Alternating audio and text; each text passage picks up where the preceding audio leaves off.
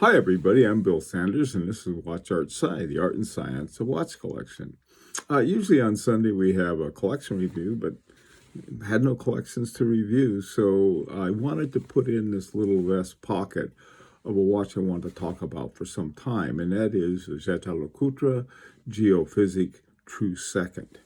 Now, the thing about the True Second is that it has what are called jumping seconds, which is a true second.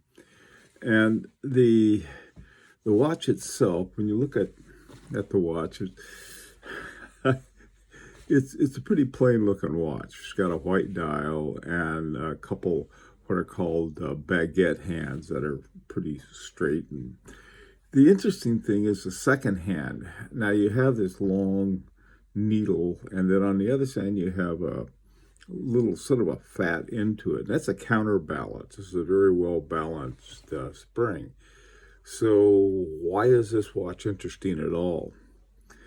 Well, probably not the design on the outside. The inside, the movement itself is called the JLC 770, and it's pretty standard looking and working automatic. It runs at 4 hertz, 28,800 semi-oscillations per hour. It's got a 40-hour power reserve. And again, nothing earth-shattering about that. Where this watch becomes really fascinating is in the inside of it. First of all, over on the left, you can see what's called the GyroLab balance. And instead of having a balance wheel, you have sort of like a double T. And on each end of the T is you have your balance screws, and that's used as a balance wheel, the same thing as it. And then below it, you can see the hairspring. Now, here's the interesting part. What we'll call a remontoir, it's not a true remontoir perhaps, is the way the second hand works. The second hand, every second, there's the little spring on the right side there winds and pops back and winds and pops back. And what that does, it kicks the second hand forward. Now, the way it's set up, this happens every second. The other part about it that's really interesting is that it's not connected to the main gear train or the going train. Instead, it's pretty much working on its own. The little remontoir gets its power, it gets wound by the mainspring.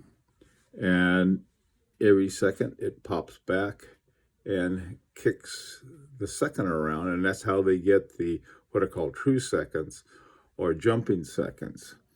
So here you have this. I somehow I'd hope I wish they would make the watch more mysterious looking. It looks about as plain as a watch can get. You got a steel case, white dial, little silver colored indexes, and baguette hands. But if you really like watches, and this is one I think it would be an affordable remontoir, not a remontoir d'égalité. These things start around $50,000, but rather a little remontoir that works on its own, and it does one thing. It just kicks the second hand around. And remember, the second hand is not at all connected to the minute hand and the hour hand. It's totally independent of those. So it's an unusual watch. I mean, there are different ways that have been used to get a jumping second on a mechanical watch. You see them on all of the quartz watches. Usually you'll have a jumping second, but not on a mechanical watch. And so I don't know, this is one that I always find fascinating. And, if the right one comes along, wouldn't be a bad one that I'd like to add to my collection. Anyway, I'd like to hear your opinion. What do you think about something like this? And until next time, this is Bill Sanders for Watch Art Sci, the art and science of watch collection.